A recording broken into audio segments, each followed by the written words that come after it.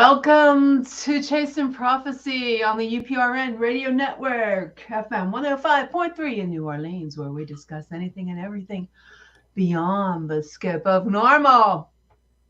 I'm Jennie Nicassi, along with my co-hosts, Shawn Kelly, Jason Ian Petro, and John Ventry.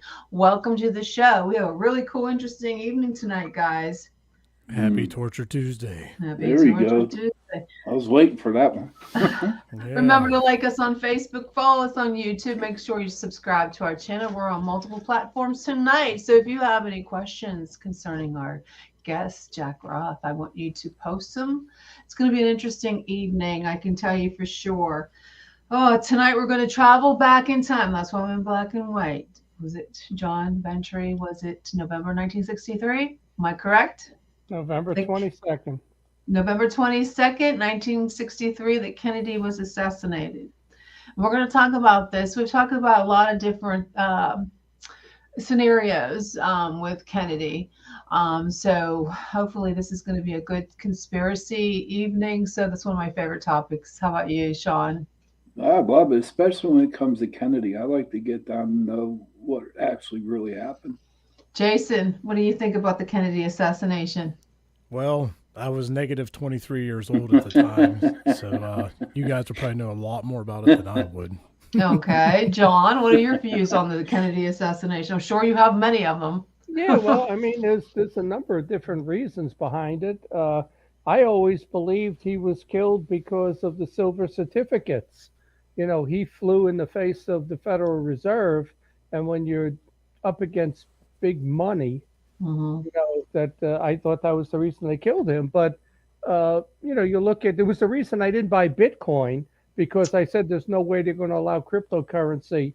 But apparently that's, I won't say it's done fine. It did really good and then it dropped back 60%. But it, you know, it's there. I've never heard of the silver stuff. Well, is that the same thing as the U.S. Treasury dollars, bonds? Is it the same thing? Well, you know, it was backed by silver, like the gold standard. And do you remember, Shawn, when you were young, there was silver certificate dollars? Oh, yeah. Back in the 60s. Yes, I collect them. I used to collect them as a kid, and, you know, oh, they're going to be worth money.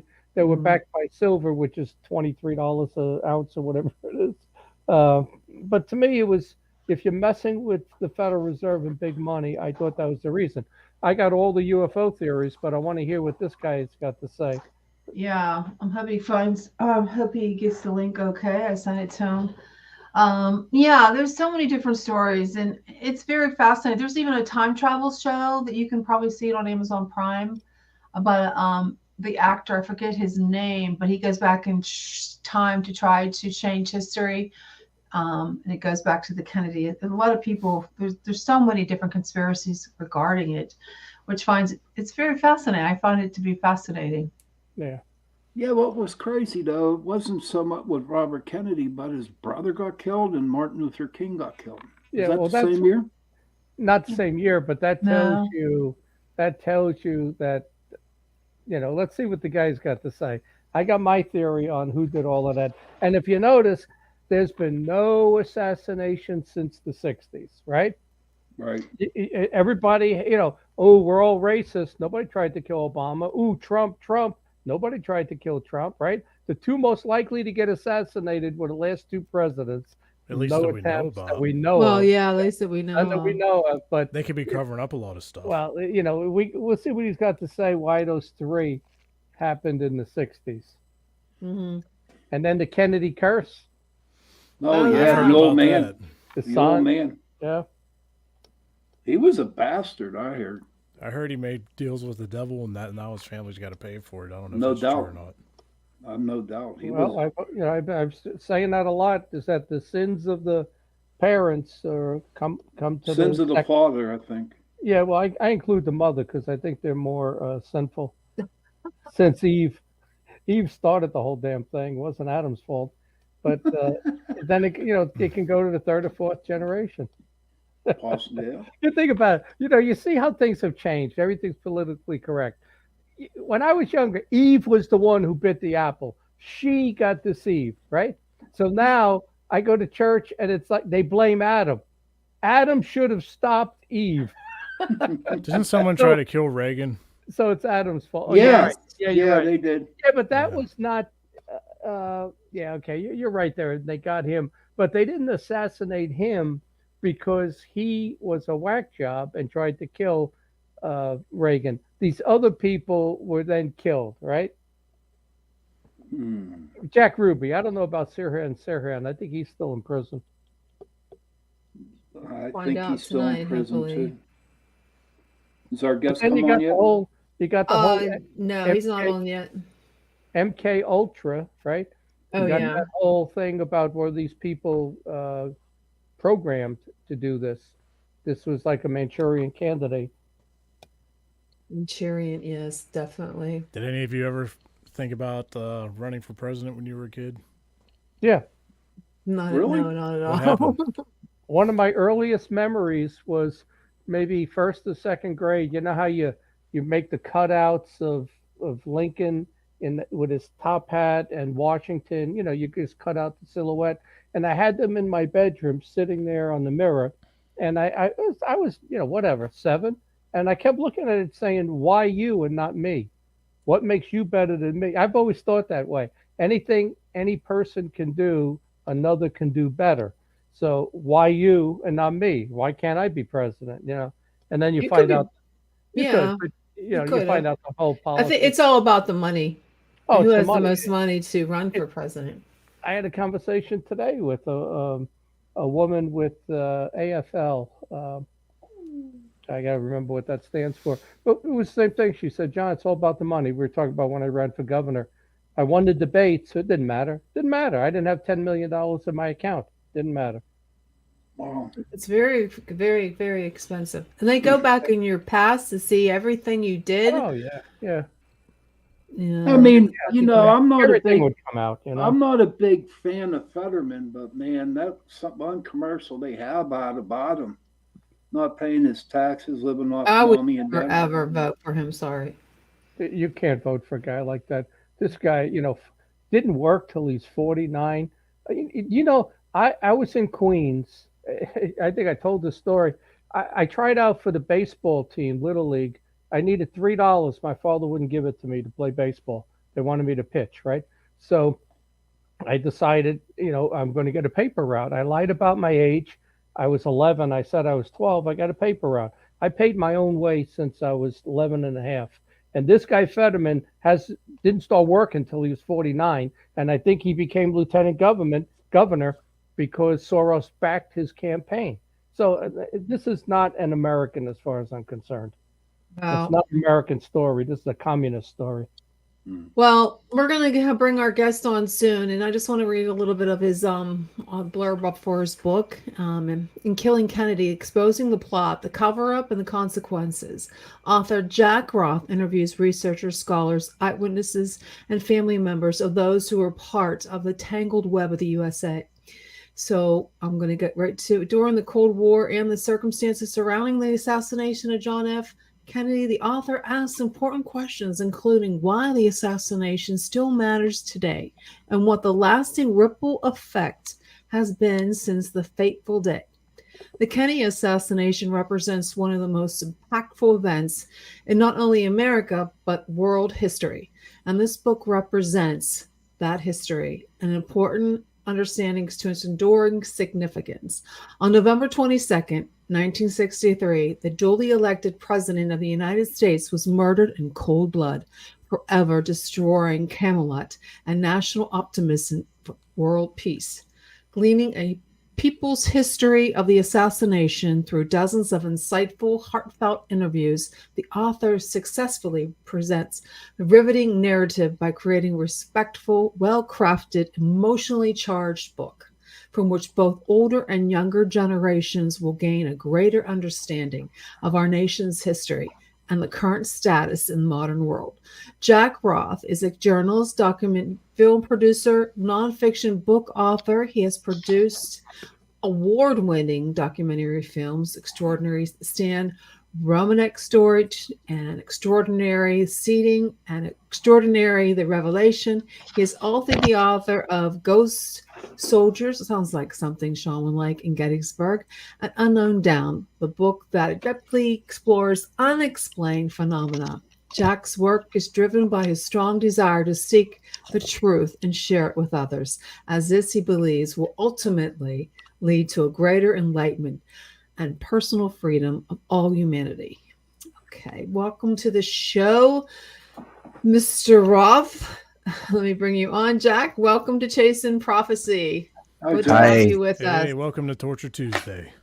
Hey, everyone. Can you hear me okay? Yes, Real you good. sound What? wonderful. Okay. You sound great.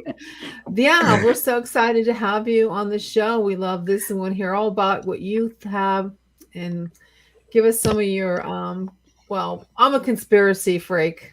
So if this is anything like I'm hoping it's going to be, in a great evening. So tell us about your book and what brought you to write it.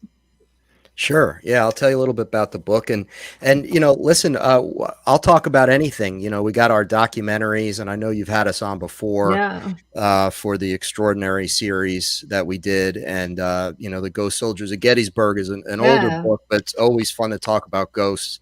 So, but yeah, Definitely. I am excited about the new book. It was a 3-year endeavor. It's called Killing Kennedy: Exposing the Plot, the cover up, and the consequences, and it's officially going to be out on November 15th. It's being published by Skyhorse Publishing, and they're timing it around the anniversary, which they tend to do with books like this.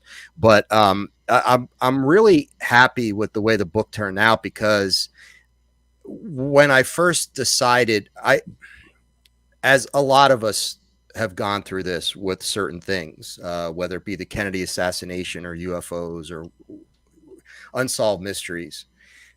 At a certain point, we're like, you know what? I need to contribute to this. I need to do my own research. And as a writer, and as I have a journalist background, I wanted to contribute to the Kennedy assassination. Since I was a kid, I just saw through it. I just felt like the minute that I knew Jack Ruby killed Oswald, I knew there was more to it than what the government was saying. And so what I did was I asked friends, I'm like, what kind of book can I write on the JFK assassination that hasn't already been written? And I knew at this point I wasn't going to solve any murders. I wasn't going to all of a sudden come up with that one piece of evidence that the holy grail of it all, right? To say, oh my gosh, this guy did the shooting. So there is a lot of new information out there in the form of thanks to the Freedom of Information Act. But what kind of book could I do? And the phrases ripple effects and why it still matters kept coming up. I kept asking people. And I have a son, he's 20 years old. And I thought to myself, and he's kind of it's a free thinker. He gets it. And I didn't force him to watch JFK, but we watched JFK, and he loved it. And he was asking a lot of questions. So I said, you know what, this is the kind of, I need to do get modern perspectives on the JFK assassination and ask the people I talk to why it still matters. Why bother talking about it? And I wound up interviewing, I interviewed about 30 people, but 24 wound up in the book. And I treat each chapter as basically an interview. And what I wanted to do is get different perspectives on the assassination. And I was very lucky. I feel like I was very fortunate to get some incredible people in this book. There's actually 4 people in the book whose fathers were in the CIA during that time. And so that was a very interesting part of the book, to say the least. And there's more to all that. We can get into the details and, in a bit. But and I interviewed 2 women who were kids at the time. One was in Dealey Plaza that day, and another was the granddaughter of the woman who ran the boarding house that Oswald was staying in. Another gentleman, St. John Hunt, is E. Howard Hunt's son. Of the Watergate fame and the Kennedy assassination, CIA guy. So I had this incredible perspective from all of these people, and it was an incredible experience for me because I didn't know what was going to happen. I didn't know Hmm. what the journey was going to be like. And as it turned out, it blew my mind. I mean, I really learned a lot.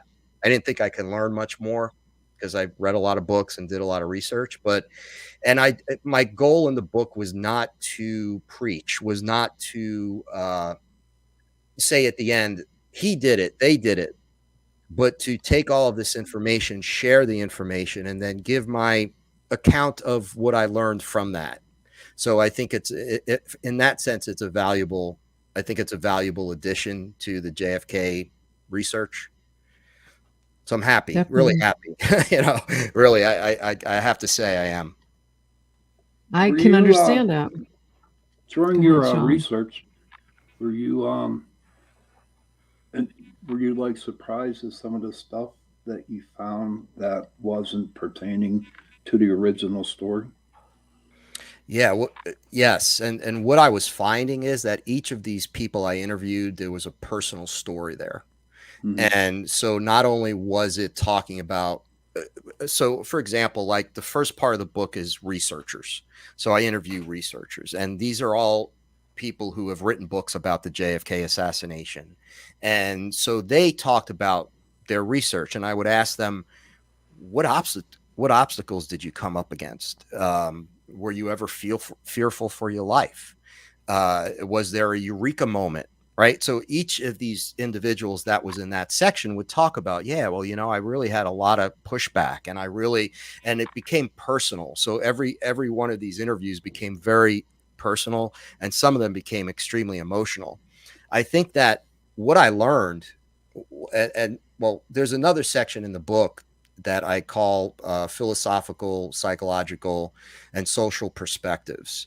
And what I did was I interviewed academics, PhDs in different areas. So I interviewed two psychologists, a philosophy professor, and a history professor, all college PhDs.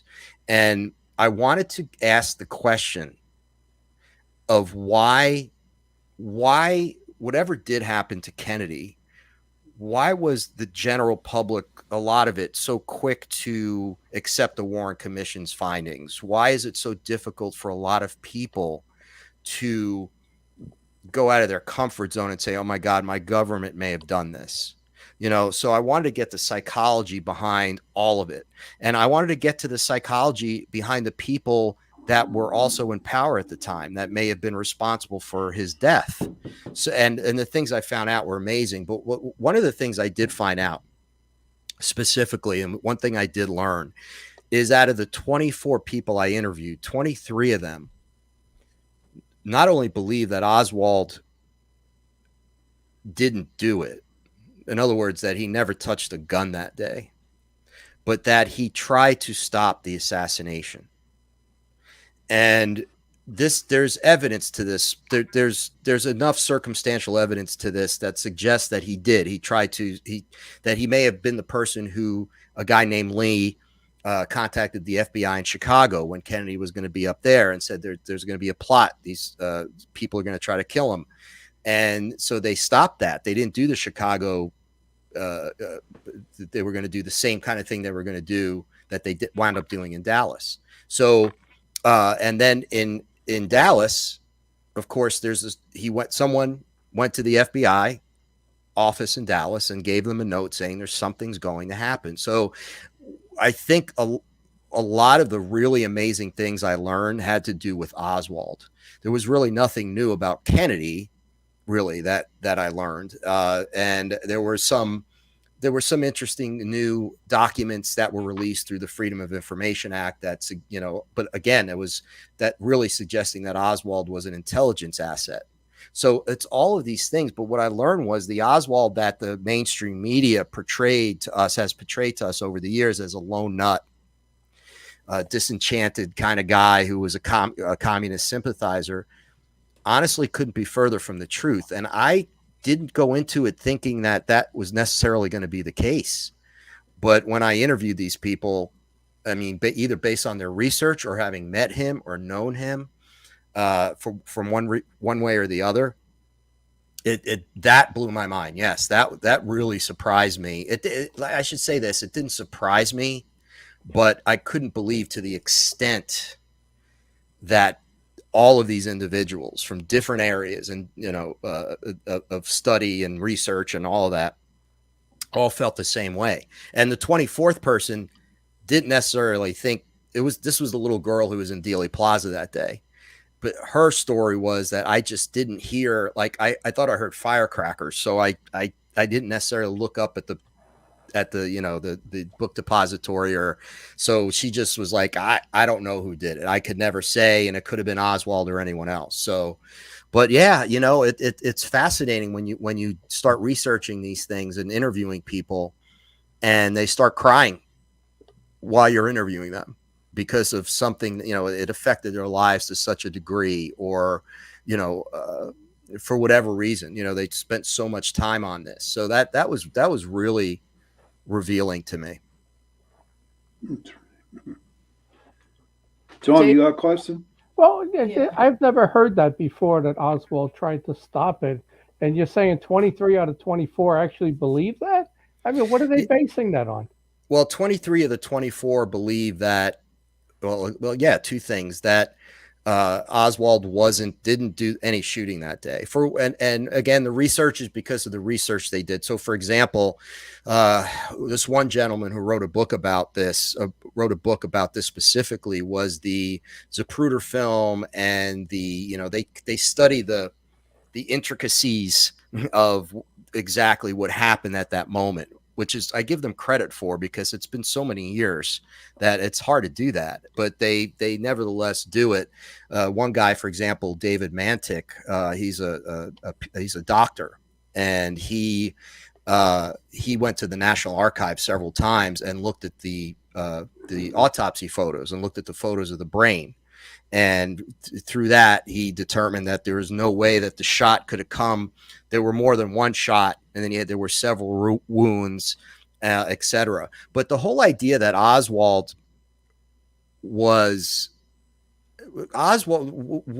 winds up happening is you have this huge puzzle, and there's a lot of disinformation out there, right? And it's been almost 60 years. So you try to put together as many pieces of the puzzle as you can. And my goal was to just present these compelling new, whether there was new information or whether, there was, interesting insights that we can kind of grab onto today and take with us as we kind of move forward and try to, navigate democracy as it is right now. So, but I had always heard, before I even started doing the book, that Oswald was most likely an intelligence operative, low level. Okay. So if you consider that, so you have to consider that. So if you consider that Oswald was a low level operative, he was being ordered to do certain things leading up to the assassination. And one of the parts of my book, that is 3 chapters worth of the book, is called New Orleans, the Summer of '63, because all those people I interviewed for that section of the book had either done research or were there in the summer of '63, and they either knew Oswald or they had done research on other things that were going on in New Orleans at the time. So, and again, you have to realize the times in which this happened, the Cold War. So Oswald's this low-level intelligence operative taking orders. They're telling him to go hand out pamphlets here. They're telling him to go do pro-Castro stuff here. They're basically sheep dipping him. And what happens is you start putting these pieces together, but so then right, like 2 months or 3 months before the assassination, he's told to go to Dallas, and he's given a job at the Texas School Book Depository. And, again, you start adding up these quote unquote coincidences, and they start to make a little sense of, okay, well, wait a minute. So now he's at the School Book Depository. And one of the people I interviewed, her name is Judith Very Baker, and she was a pre-med. She was like this protege working on cancer research. And she was from Florida, and she went to New Orleans to study under Alton Ochsner. Alton Ochsner was a bigwig in the New Orleans area. He was a surgeon. He was a very powerful guy, and he led all these, the Tulane University Medical School. He was in charge of a lot of what was going on medically speaking during that time in New Orleans. Anyway, long story short is she went up there and she met Oswald, and her story, which I believe, but again, I'm leading it up to the readers to believe what they want to believe, that she had an affair with Oswald that summer. And she met David Ferry. She met, Clay Shaw. She met a lot of the characters that were associated with New Orleans that summer that were involved or supposedly involved with the assassination in one way, shape, or form. But all this was CIA. It was CIA, naval intelligence, and all of that. That New Orleans at that time was like the heart of the U.S. intelligence community. They were all right there because of their access to South America and Cuba. So New Orleans was a big deal in the 1960s when it came to U.S. intelligence. So what winds up happening is Oswald, he's doing his thing. He's taking his orders. And they start having an affair because Oswald, of course, is married. She's married as well. But they start having this affair. And she talks about the last phone call that she had. So Oswald leaves, he's ordered to go to Dallas. And they start to kind of piece things together like, well, Oswald's a smart guy. Okay. And he starts to realize that there's something not quite right with his movements and the things they're having him do. So what happens is maybe a week, 5 days before the assassination is the last time Judith speaks with Lee. And they're on the phone, and he tells her, he says, I don't think I'm going to survive what's about to happen. And she's like, why not? What's going on? And he's like, I know what's going to happen, but I can't get out of it. And she's like, meet me in Mexico. Just go to Mexico. I'll meet you in Mexico. We'll just run away. And he's like, I can't do that because they threaten. And this happened to a couple other people in the book as well. They'll threaten you and your family, meaning Marina Oswald, his two daughters, young daughters that he had at the time, that if you don't finish this assignment, if you don't follow it through, they'll kill you. They'll kill your family, like straight out. And a lot of people were realizing leading up to the assassination that the reason they were told initially that why they were going to be there wasn't really the reason they were going to be there. It was kept in the dark. It was almost like need to know. So if someone thought they were supposed to be there for a naval intelligence photo assignment, right? And they were supposed to just be there taking pictures or shooting something in a certain area, or they were meant to be at this location at this time. They weren't sure why, but they were told that. They were told to do that. So there is that note that was given to the FBI office in Dallas leading up to the assassination, where it was Lee, again, supposedly Lee Harvey Oswald was like, something's going to happen. And of course they dismissed it.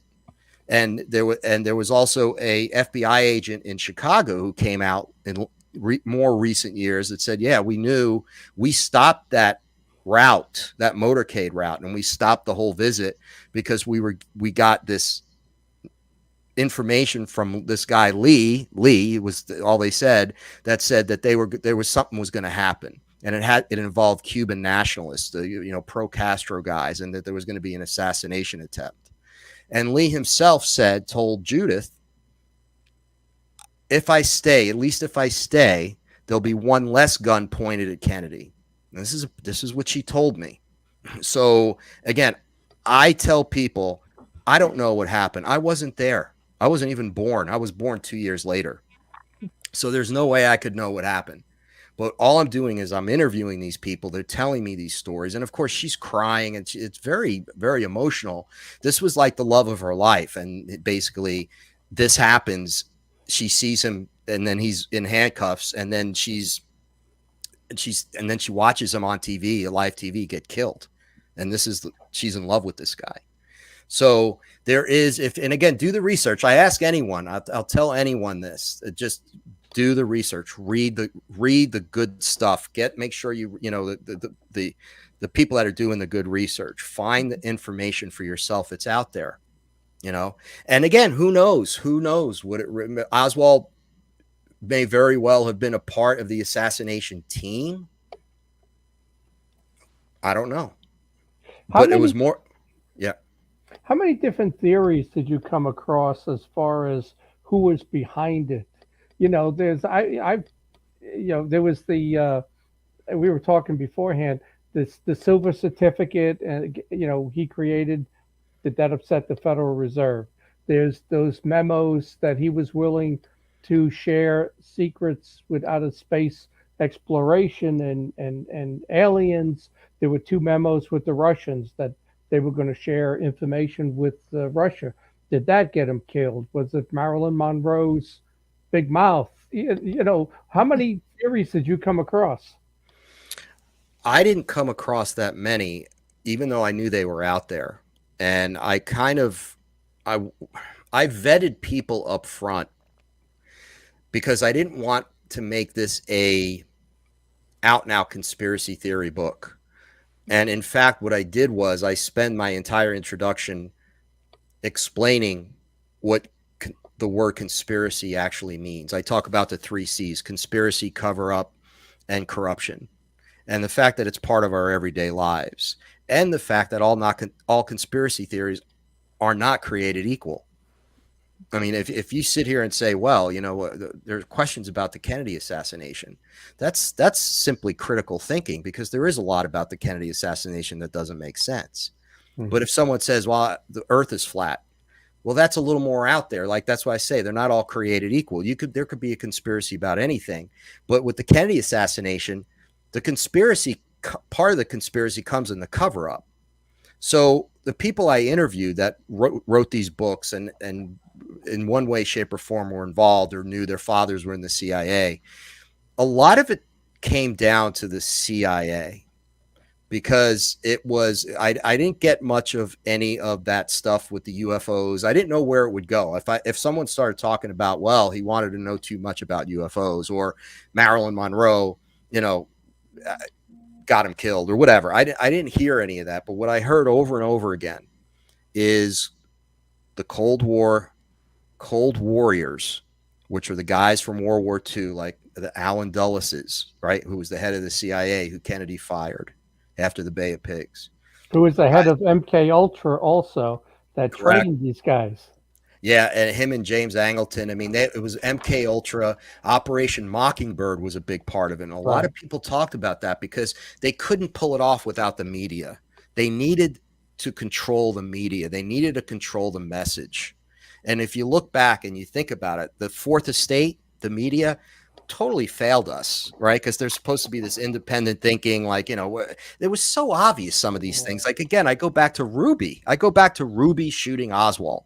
And as a critical thinker, I sit there and I'm like, well, something's rotten in the state of Denmark right there. Why? Well, what are you kidding me? And then they say, well, he didn't want Jackie to go through a trial because he loved Jackie Kennedy. If that's not the biggest bunch of hunk, I don't know what the heck is.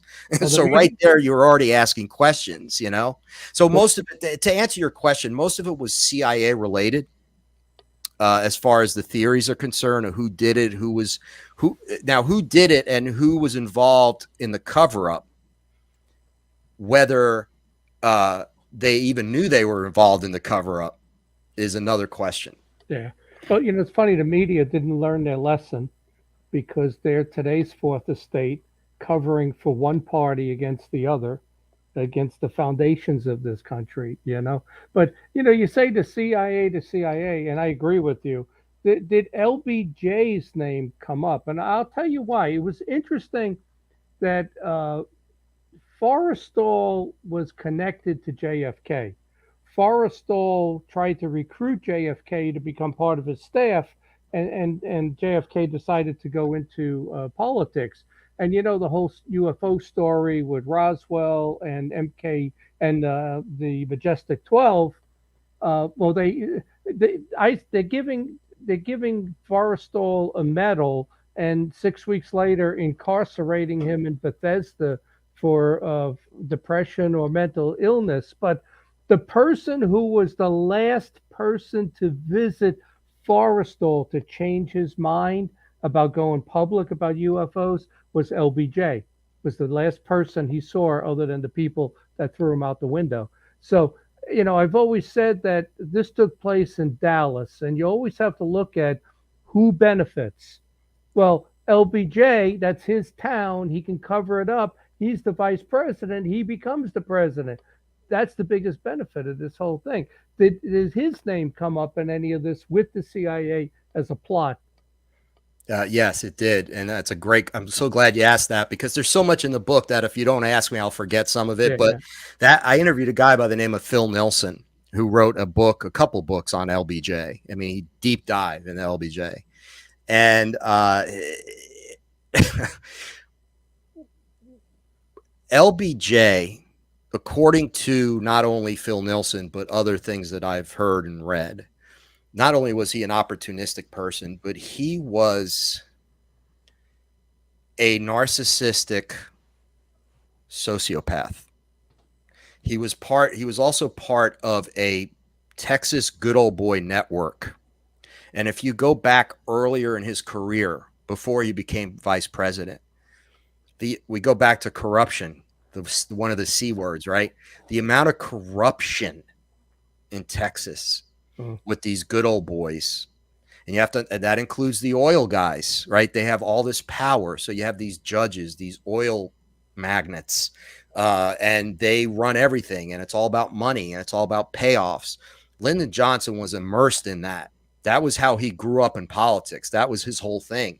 But according to Phil Nilsson, he had to become president of the United States. It was a thing with him that he was going to become, no matter what it took, he was going to become the president of the United States. He was incredibly egotistical, power hungry, and again, really a narcissist. And you talk to people who really knew him, and it's like, yeah, he was a piece of work. He was the Harvey Weinstein of his time with He women was. also. He was crass, but he thought, this is something that's a big takeaway from this book. If you read the book, you'll see it, and that's the take that you'll take this away, if nothing else. They're the people who run things, and I'm not going to name specific names or groups or corporations, or I'm not going to do that. Mm-hmm. But there are people who have the power, ultimate power. They're elitists. And in this country, especially during that time, there were blue blood Ivy League elitists. And these people literally believed they were better than everyone else. They were better than the masses. Okay. And they're grown up this way. They go in these Ivy League educations. They join these societies, whether it's Skull and Bones or other things, where the whole message of that is, you are great. You are greater than everyone. You are meant to lead. We are meant to be well educated, and we are the ones who are meant to lead everyone else because they can't do it for themselves. So the ego, it's human nature. And what I learned from the psychologist is that these flaws in human nature, it's being egotistical, it's being power hungry. A lot more people are narcissists than you believe that you would ever believe are narcissists, and that literally would be considered mentally ill. LBJ in a lot of ways had mental illnesses, and there were a lot of other people in high positions who were bipolar. They most certainly were sociopathic, meaning that they didn't care. They didn't care. LBJ had a couple of henchmen that he used from his early days in Texas. And if you really get into that, this guy named Mac Wallace literally was his hitman. He was his heavy. And he killed, there were a lot of unsolved murders surrounding LBJ before he became vice president. So yes, not only Phil Nilsson, but a lot of people talked about LBJ as not necessarily the mastermind, but certainly, and not even maybe an accomplice. He went along with it. He went along with it. Exactly. And the fact that it happened in Dallas, absolutely. And there were certain things about the fact that LBJ kind of planned part of the route, and some people, and I can't confirm this again because I wasn't there and I didn't see it, but some people said he disappeared in the in the limousine behind Kennedy's. There was 1 or 2 cars behind. All of a sudden, no one saw LBJ, like leading up to when the shots were fired. And he literally, so people were like, he ducked. Like, and that he knew the shots were coming. I don't know if this is true. I He can't. didn't want to get hit by an errant bullet. He didn't want to get hit from different directions. like Connolly got hit. Got hit. So yeah, it's a great question, LBJ. But the thing, and this is the one thing I would stress: understand history. Understanding history is understanding human nature. And if you understand human nature, you can understand history, and you can also understand the present, why things are the way they are now, and possibly even the future. Because you have to understand that humans are very flawed. And we look at it as like, how could they do something like this? How in the world could they do something like this? The CIA was doing so many nefarious things during the Cold War, and they were untouchable. So how many people you think were involved in all this? I mean, how many? Tons. I mean, there has to be like a half a dozen people knew that it was going to happen. That's probably a really good guess. And again, I can't say for sure, but what I gathered from, again, what I've learned over the years and the people I spoke to, a lot of them are like, yeah, maybe half a dozen. Because it would have been like Allen Dulles, right? People making this. That's why people say, well, rogue elements of the CIA. The entire CIA didn't get together and make this unilateral decision to kill Kennedy. But Allen Dulles, Kennedy fired him. Allen Dulles was not the head of the CIA when Kennedy was killed, but he still had a lot of power. There were the Dulles people, and they were the Cold Warriors. They were the Hawks. They were the people that wanted to literally Operation Northwoods, another CIA where they were going to have a false flag event, blame it on Cuba, and blow Cuba off the map. They did not care about nuclear war. They like, well, we'll win it. They kind of knew that Russia wasn't quite as powerful as people made them out to be. We'd win that war. Would millions die? Yeah, but we'd be in our bunkers, and they just wanted to get rid of communism at any cost. And because they were, again, these Cold Warriors, right? They were in World War II, and truth be told, a lot of them had fascist leanings, which is why Allen Dulles helped a lot of Nazis get out of Germany after the war. It wasn't just Werner von Braun in the space program. There were thousands of them that the CIA helped get out of Germany and helped just not have to deal with what they did in Germany. There's a lot to this, guys, and I know that's the thing about the Kennedy assassination. It's this huge tapestry, right?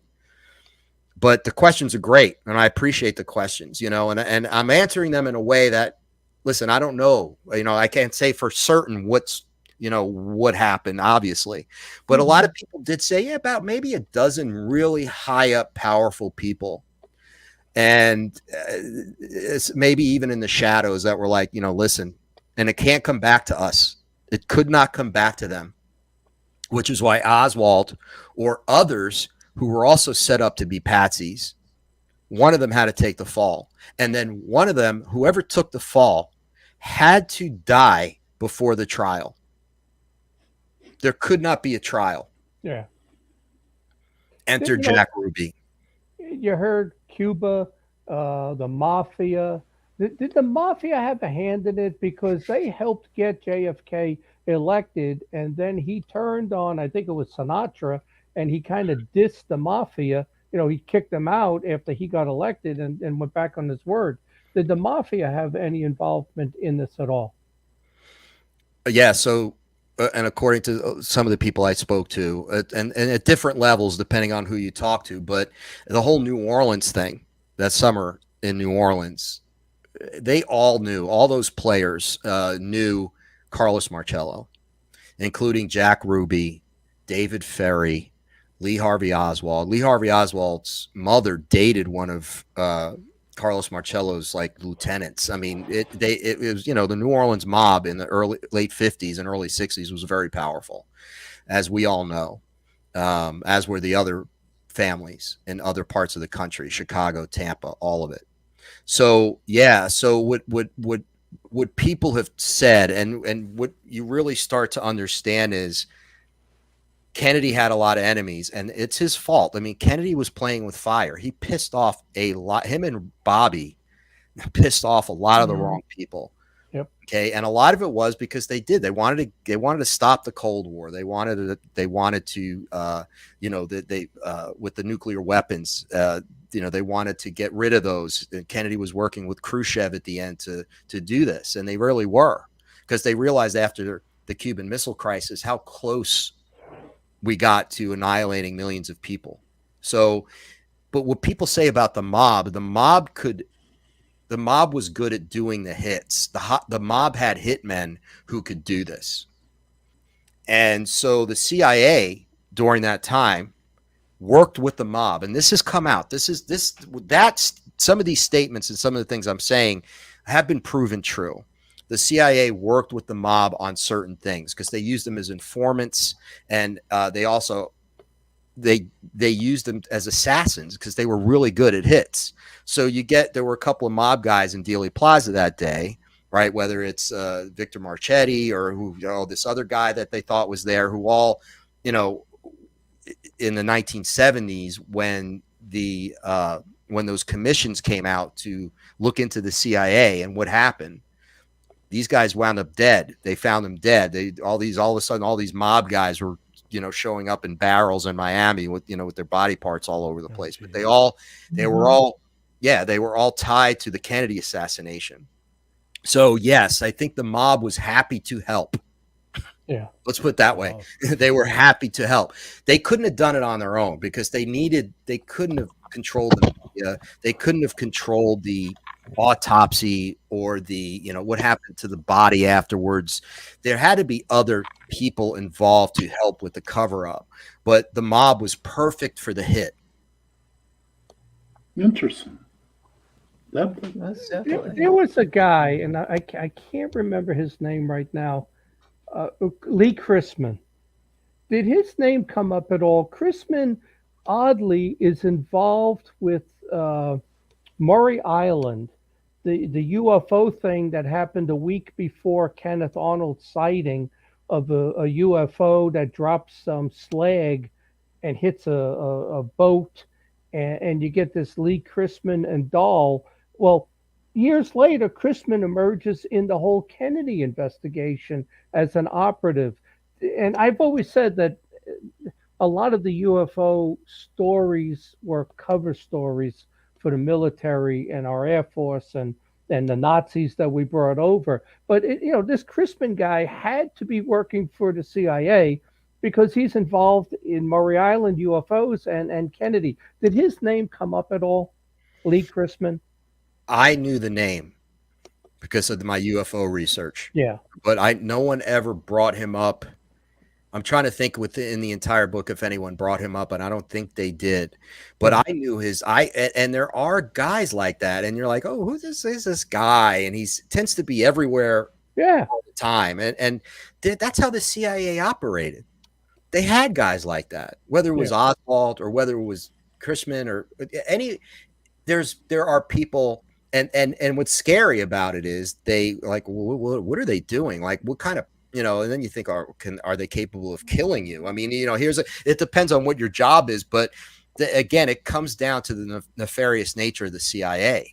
And one of the things that did come up, and it was in passing more than anything, was Eisenhower and Kennedy. And Eisenhower having met with Kennedy to talk to him about UFOs. And again, I had to be real careful in the book because I wanted to stick to the Kennedy assassination. I felt like that would be another book. And I didn't want people to just get like, oh, there's another conspiracy theory. I wanted to try to keep it simple from that standpoint.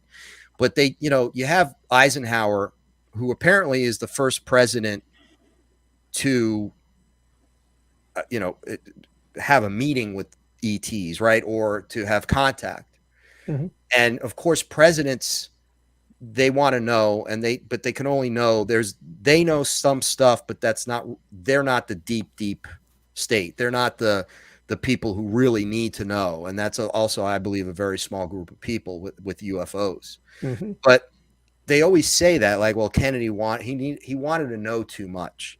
Well, Jimmy Carter wanted to know too much. Like, there are other presidents that we've had who are really interested. Nixon wanted to know. He he was like, I want to know. Hey, Jackie Gleason, Yeah. that whole story. And Yeah. Nixon was very much into like the whole, like, okay, whatever.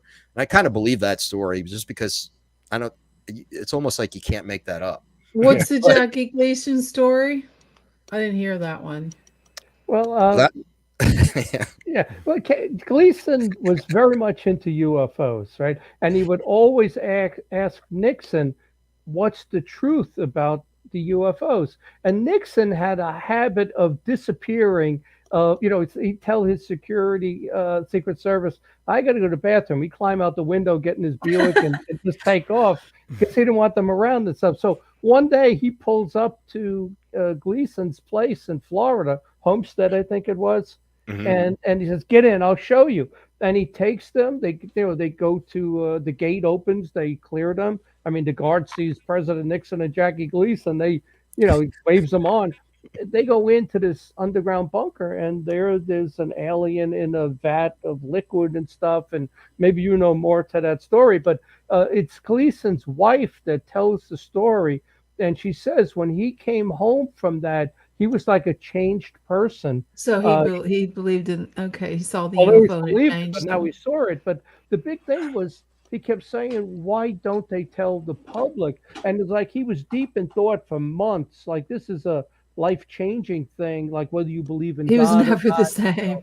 he was never the same after seeing Yeah. that. I don't know if you know Well, more about the story. Yeah, No, not much. I always find it kind of funny because here you have Jackie Gleason and he's bugging Nixon later because they're golf buddies, yeah, and he's like, yeah. Dick, come on, what do you know? What do you know? And it was like almost to the point where, all right, Jackie, look, you want to know? You sure you want to know? Like, and then it's like, once you know and once you see You're that, never it's going to like be the same. you can't tell anyone if maybe you give, no one's going to believe you, right? but I wonder if Nixon didn't set that whole room up as a prank.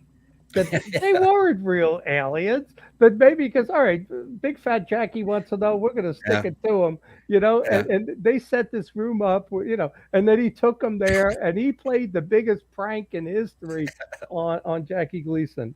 He never That told would him. be awesome. It's awesome that's why it's so funny either way. And Do then you and remember then the yeah. date? Was it April 1st that he did this? April Oh no, 4th? I don't No, know. I I'm don't just no, I kidding. don't. Yeah, no, I'm not sure. But yeah, that's a good story. Yeah.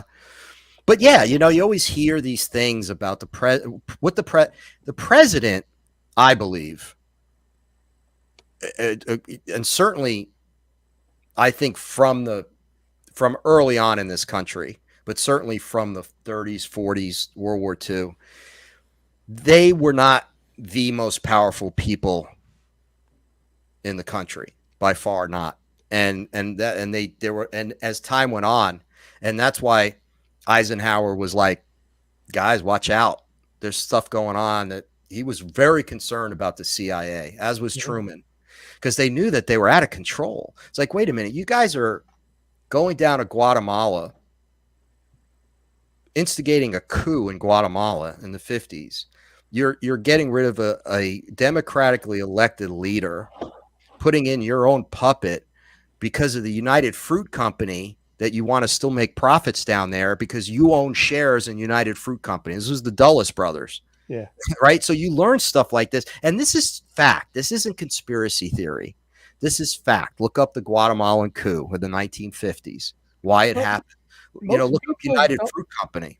Yeah, most people don't know the CIA ran Area 51. That was their thing. It wasn't the Air Force.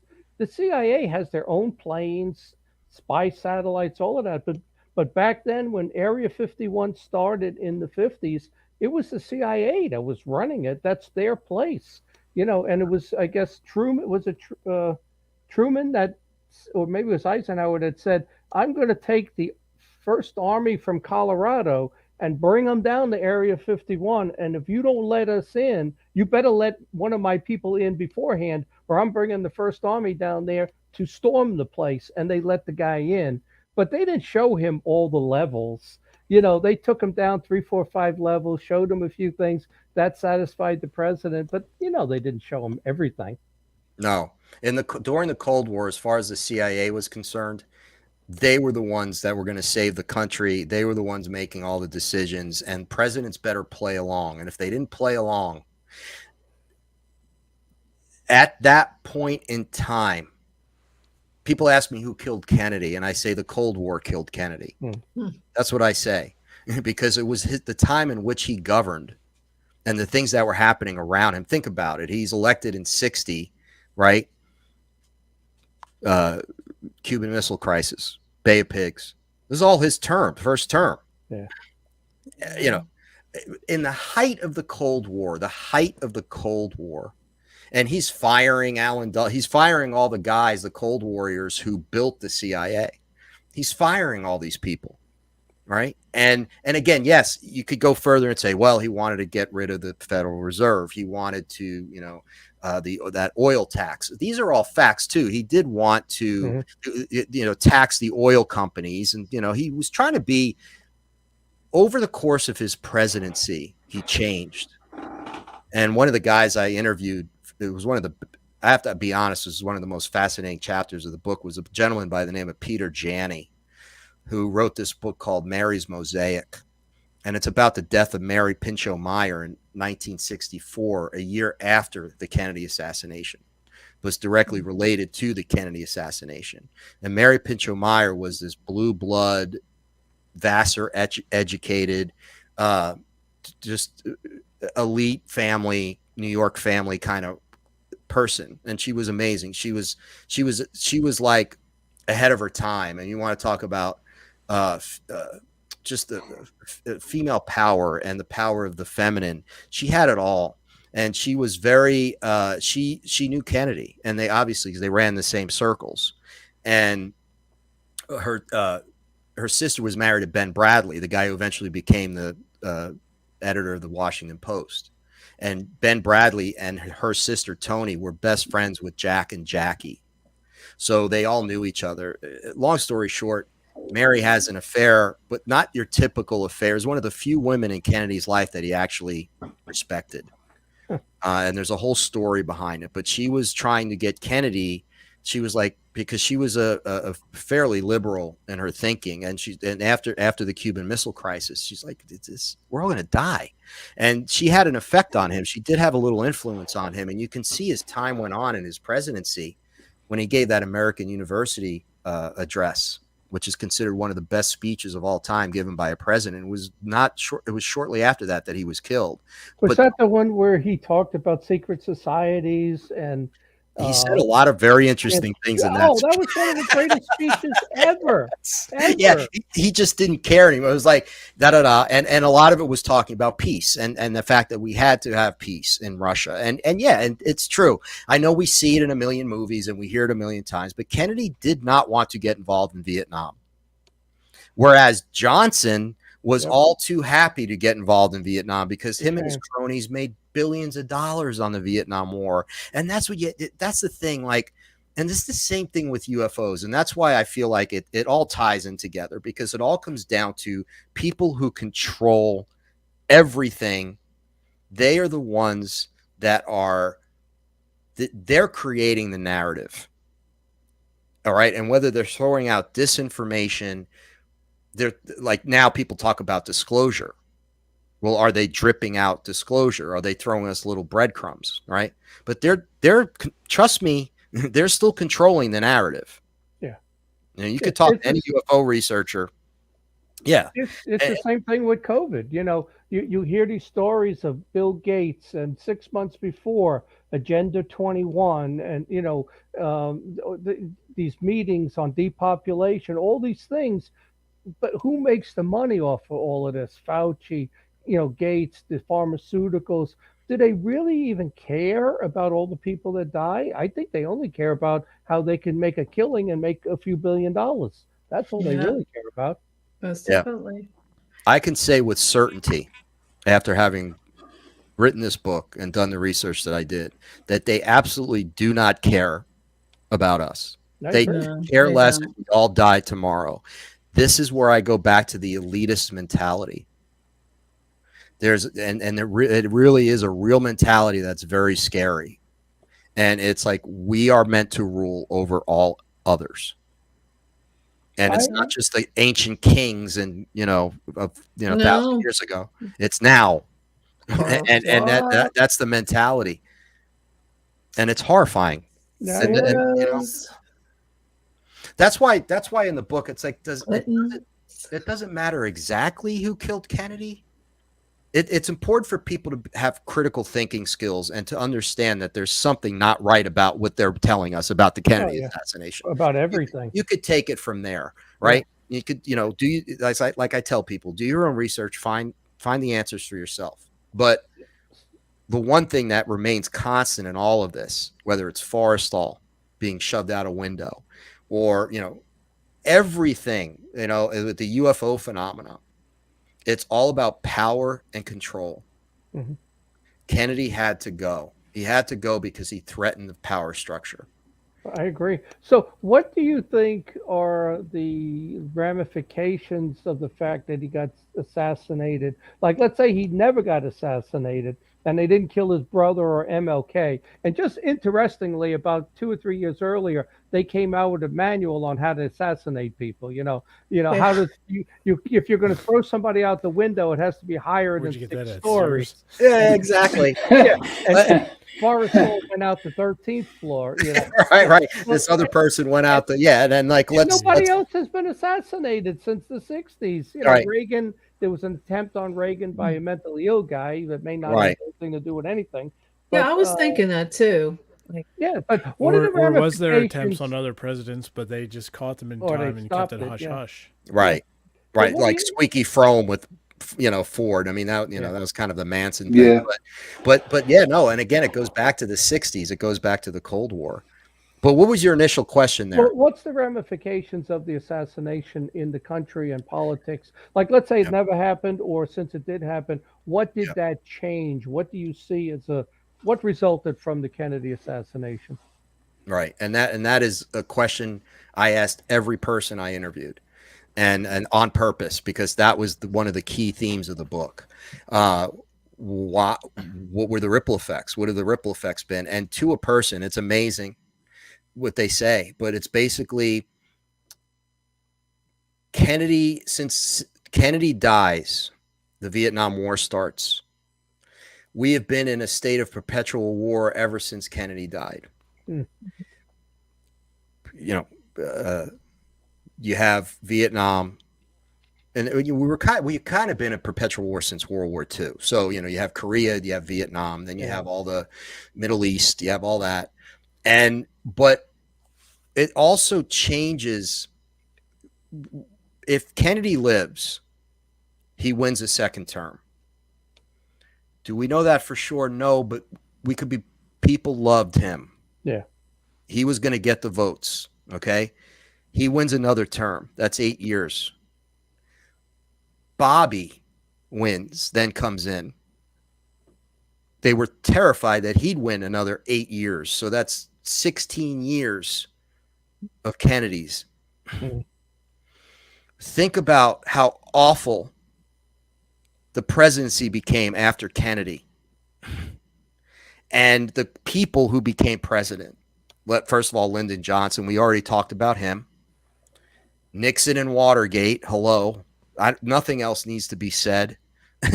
And just go down. I don't care if they're Republican or Democrat. This has nothing to do with, that's another thing I learned. This has absolutely nothing to do with party politics. That's all a huge ruse to keep us arguing with each other. Yeah. Keep us fighting amongst ourselves with nonsense, Republican, Democrat. When they don't care. They don't care about that. They just want to hold on to the power. Yeah. So that's very important for people to understand and realize, because we're beating each other up so much right now. And it's like, but I don't want to go straight too much. Getting back to your question, everything changed when Kennedy died, because the direction he was going was towards détente with the Soviet Union, and end to the Cold War. an end to the, no escalation in the Vietnam War. He probably would have pulled out eventually, maybe had some advisors there. So all that alone is a big deal. But then when you take that and you keep going with the ripple effects of that, and think about how everything, why do Kennedy's assassinated in 1963. The counterculture movement starts in 1965, 1966. People protesting all over the place because of the war. And then you have Johnson, and then you have Nixon, and then you have Ford. Yeah. And you can go further, but let's stop there, right? You know what I'm saying? Like, all of a sudden it became just the integrity of the office just eroded completely. And just it kept us on this hawkish path, on this war profits. Yep. Right? We're going to do whatever the hell we want. We're going to invade whoever we want. And everyone, all those people, those elites were happy. They stayed happy. They made, I see a similarity there between Kennedy and Trump. Yeah. Trump didn't start any wars, right? He got us out of Afghanistan, just like Kennedy didn't want to be in Vietnam. And all the protests started against him because that's all arranged by the Democrats to riot and all of that. So it was very similar. They obviously Trump's didn't get killed; he's alive, but there are a lot of similarities there between a leader that didn't want to play their game and was independent and what they did to him. It's a leader that didn't want to play the game, but I will say this. He definitely was a leader who didn't want to play anyone's game.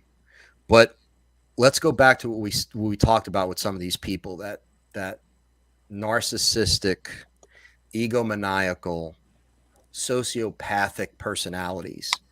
Trump fits that bill. Absolutely. Yeah. And that's the problem with him. He doesn't care. See, so he doesn't care about any cronies. Like, normally they have their cronies, right? So, well, I should say there are probably some, but he doesn't care about anyone else but himself and maybe his immediate family, right? So the people he surrounds himself with so they can do things for him, right? But in the end, he only cares about himself. That was the problem with him. He didn't care about the country at all. Where I think Kennedy cared about the country. He legitimately cared about the country, and he cared about the people of the country and trying to create a better country. And well, you also see the Russia thing, right? Kennedy wanted detente with Russia. Nothing you see happening right now with Ukraine or Putin would be happening if Trump was in place. So in a way, there's another similarity. He found a way to quiet Russia, quiet North Korea. There wasn't going to be any wars with these people. But you get the Democrats come in, whoever controls them, and you see Biden just ramping things up. But what about George Bush?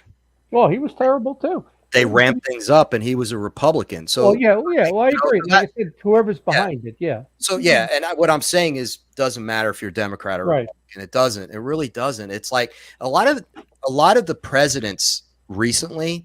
I just read this article, and I haven't done enough research on it yet to say for certain or to make any bold statements. But it used to be presidents were war heroes; they were military guys, and they became president. Now it's all a CIA connection, and it kind of started after Kennedy, but certainly Bush Sr. obviously had he was the director of the CIA, so that was like a major connection. But they all have to play by those rules. Like even Obama had to play by those rules, right? And even whoever, certainly George Jr. He had all these people, all the people around him were his father's people, right? So nothing changed there. It's no reason to be in the Middle East. Iraq didn't do anything to us to be attacked. Yeah, and Afghanistan. And then we just turn it over to China so they can mine the heavy metals you need for these cars and phones, right? I don't understand it. and young people die. Yeah. Young soldiers die. And civilians die by the millions. Right? If things were to ramp up, I would not, I'm not young, but I would tell my kids, you don't enlist, you don't go to war until they step foot on United States soil. I would never, ever go overseas to fight. And I know I'm Yeah. in a very patriotic veteran area here in Pennsylvania. I have not seen one war since World War II that was worth fighting for. I would never, ever enlist to fight in these foreign wars. Wouldn't do it. I, They I come totally, here, I'll run yeah, out of ammunition, but of I am course. not going over there. I totally agree with you. It was World War II. That And was then worth things it. started, things just started to change. It's like Yeah. in the It CIA, became a OSS business. became the CIA, and it became a huge business. It's a business, is what it is. And I wouldn't, I'd hate to see my grandson maimed or killed for really nothing. These Right. wars will always continue. Right. And you know what the worst part of that is? The worst part is that, war. And I always support the troops, Hmm. but I also support the troops once they get home. Unlike Vietnam, right, where they were spit on. That's, well, Sad. Iraq That and was sad. Yeah. when I heard the statistic about how many suicides right now, as we speak, a day Mm. from wars of the Gulf and Iraq and Afghanistan wars, where they're getting no help, it's like go over there, and if you survive, you're almost better off getting killed, because if you Yeah. survive, you will suffer.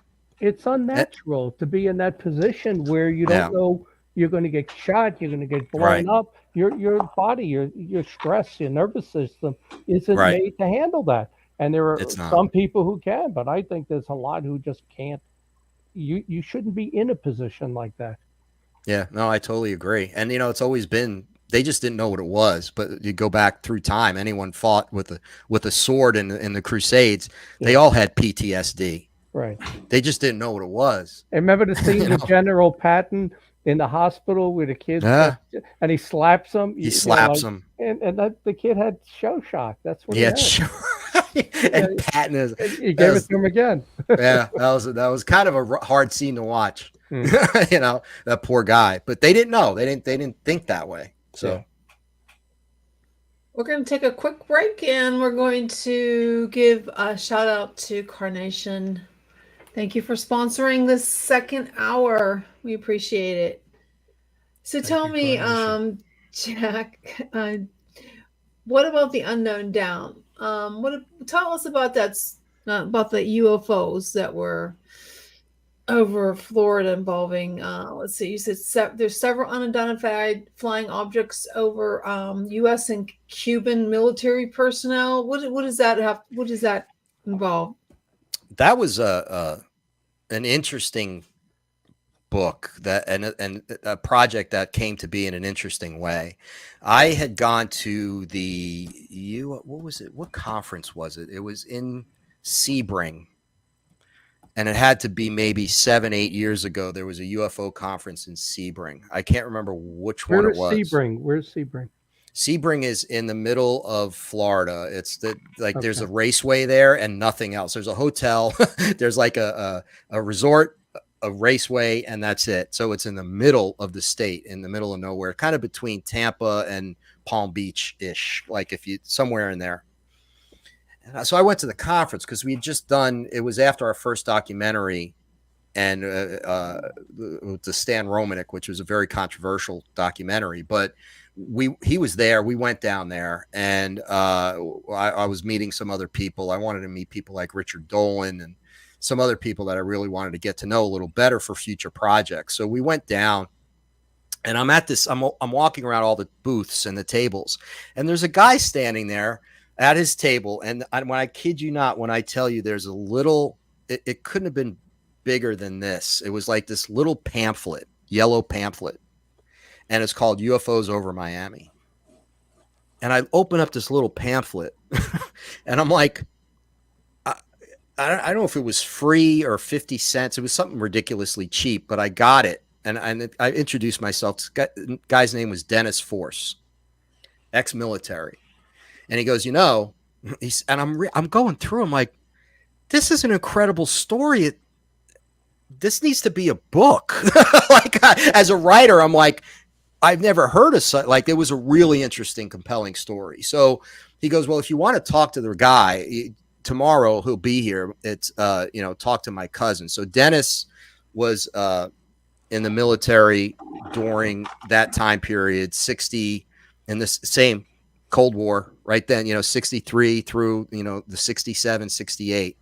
And the guy by the name of Bill Schroeder is his cousin. And the story goes, I'll tell you the real quick Reader's Digest version.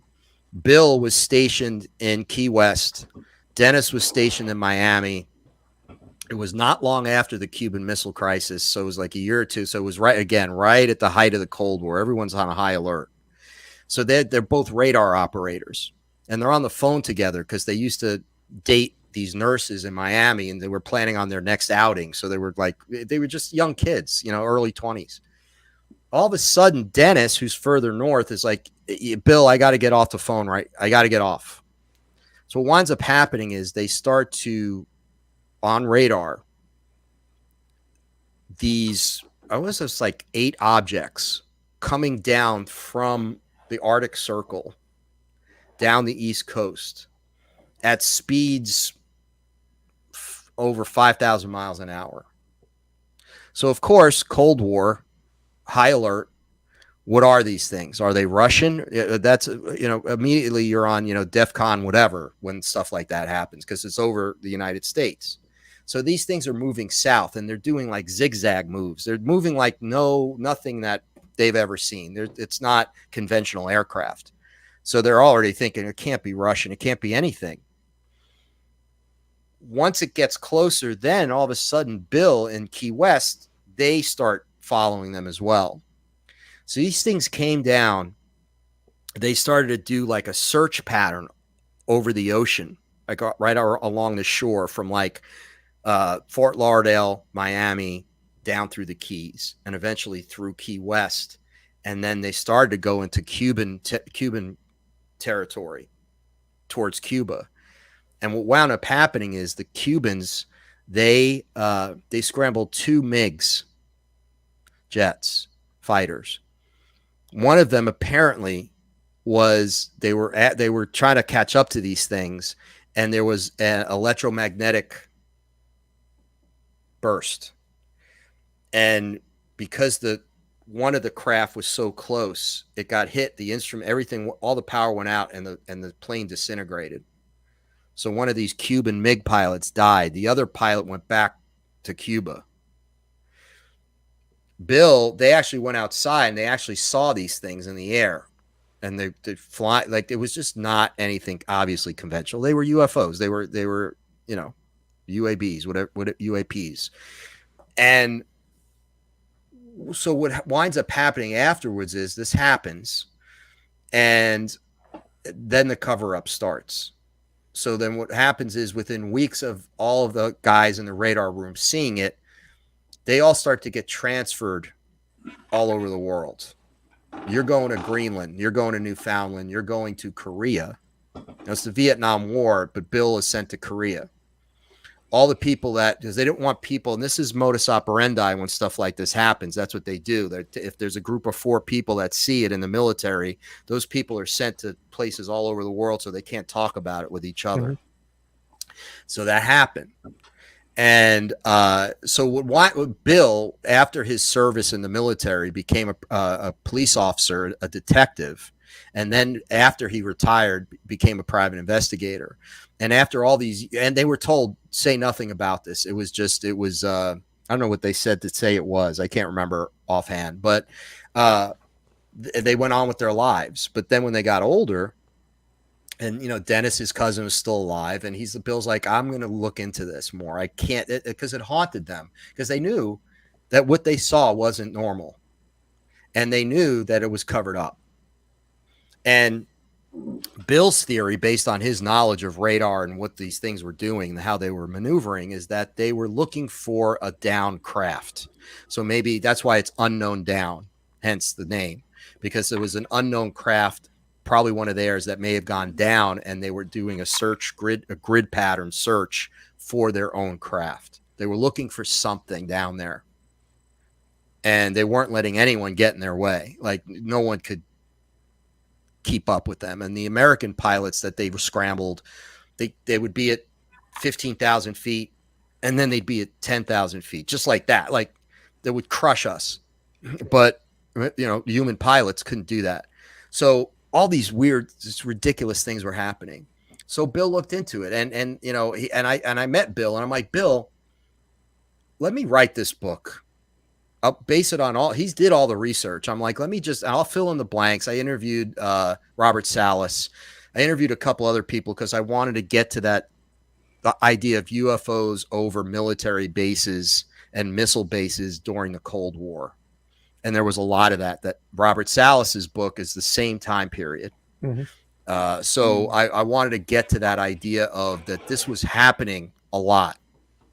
And NORAD knew about it right away. So everyone knew about what happened, and it was happening on more than one occasion. So Bill did phenomenal research, and what wound up happening, he found out that there was a UFO flap in Miami and South Florida for about a year after that. So this happens, and then people are seeing UFO landed in a field outside a school. And there was this whole story about the school children and the teachers that saw this UFO land like 100 yards away from the school.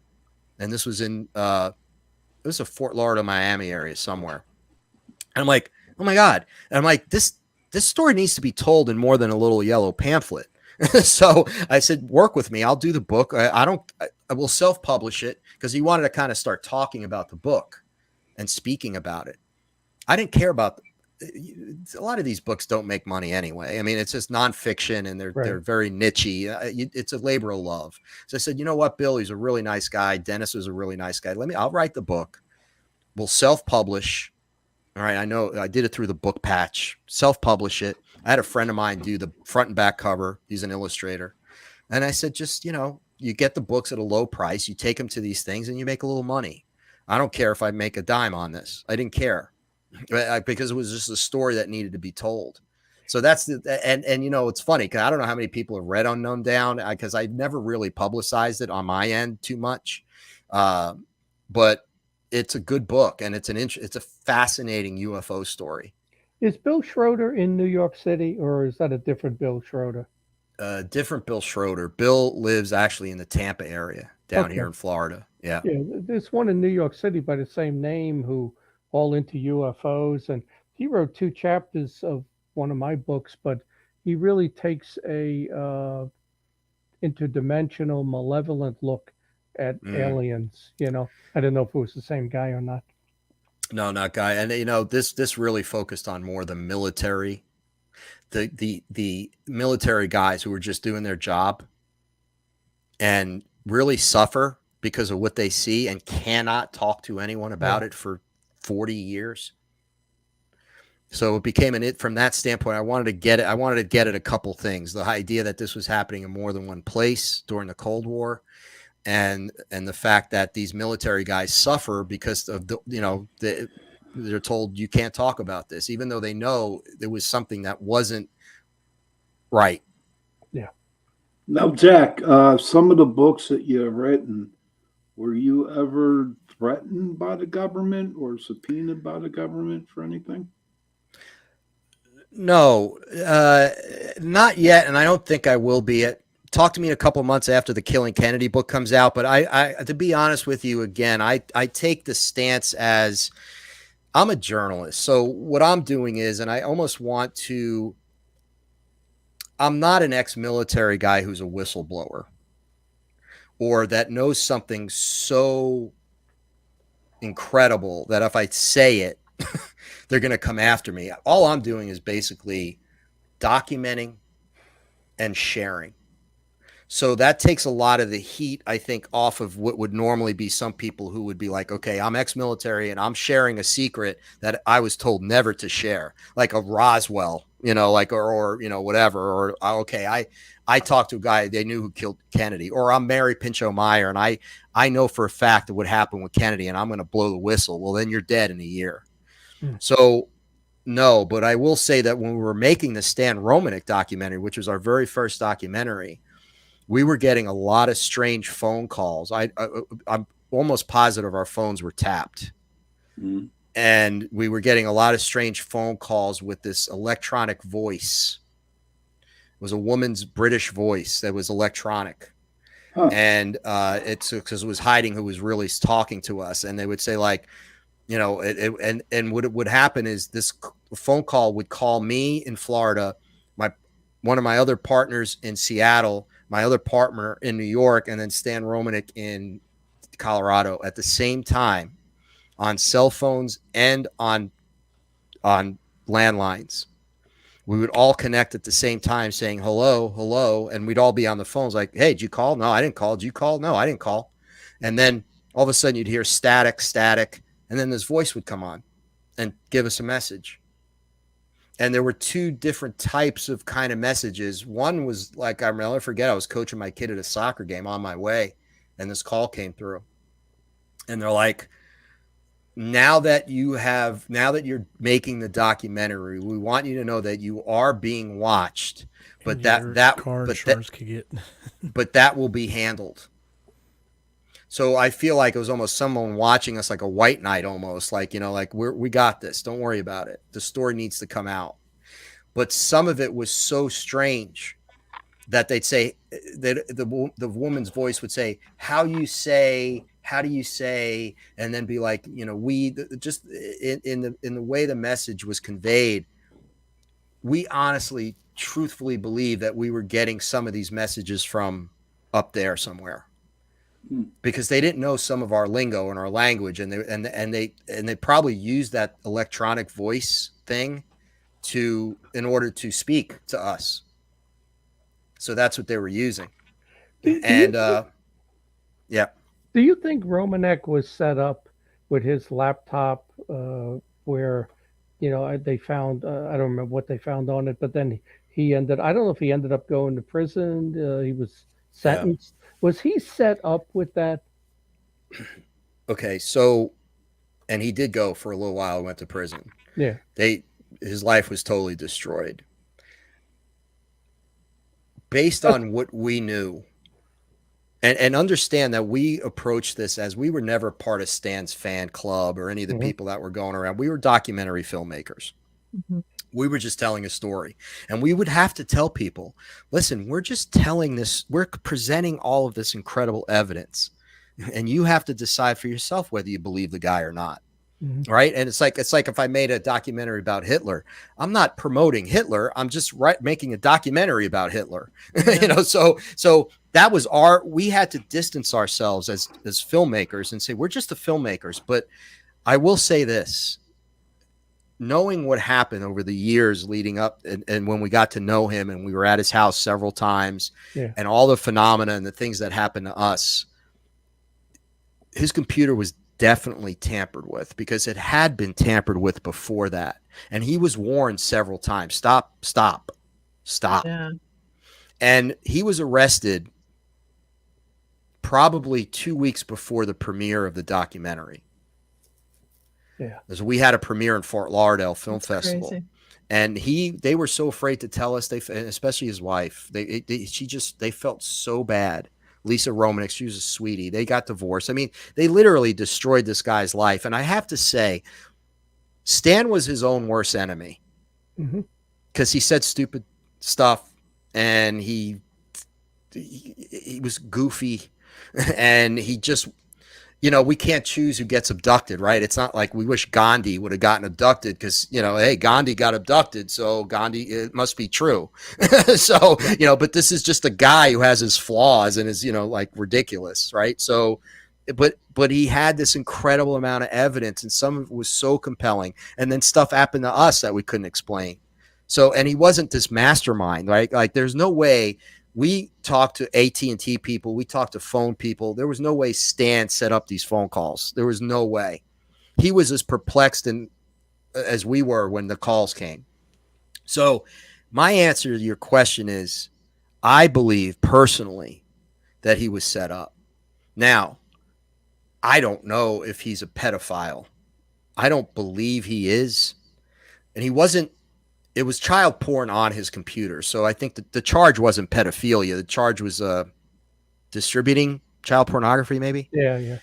But we did a little research on this. We actually added 10 minutes to the film because we wanted to know if this is something that happens to whistleblowers. Wouldn't you know, it happens to whistleblowers. Mm-hmm. Stan's not the only one.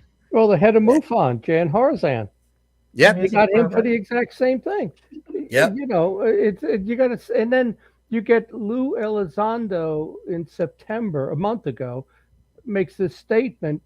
He wants to blow up ufology. He wants to kill the UFO field because they want to control it. This group now that's working with the Pentagon, and he's one of their operatives. So what do? You start getting rid of people in the field so you can take it over, try to destroy MUFON, if they want to get Dave McDonald, I know things about him. They can get Dave McDonald also. I was on the board of MUFON. Is that what they're going to do?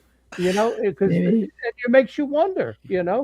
And they don't have to kill you anymore, Right? They don't because tell you. the Today they just technology is such. yeah. You know how Destroy your easy it is to put child porn on anyone's computer, Yeah. especially Yeah. if you're the CIA or the NSA. I drop my laptop off at Geek Squad once or twice a year to get cleaned. How do I know That- what comes back? It's horrifying. And the truth is, once it happens, all that has to happen is that for that to happen, and at least 50% of the people in your life who know you will not believe you. Yeah, more than that. So you're completely discredited. It's the easiest thing for them to do. It's like, it's too easy. It's almost laughable. Yeah, today they just cancel you is what they do. Yep, totally canceled. And that's Not what to- they did to Stan. Not to change the subject, but there's another incident in Washington, 1952, with the UFOs. Have you ever researched that, or have you ever reached where they were talking about? We're going to get back to this one. There was Dwight Eisenhower was visited by an alien. Did you ever hear that? Valiant Thor. Yeah, you know what? I have to tell you, when I first heard about Valiant Thor, I was like, I didn't know what it was. And I'm like, what is that? Who's that? And people started telling me in the field, like, well, the whole thing. And, these people that came, they were in Washington, D.C., and they met the president, and they hung out at the White House. And it was like two really good looking guys and a really beautiful girl. Right. Yeah, with Nixon. When I saw the photos, and I'm like, okay, they are very good looking. like ridiculously attractive, right, for human beings, right? But I'm like, I started to look into it, and I went down a rabbit hole because it is fascinating to think. But the problem for me was Venus. Me too. Same thing I said.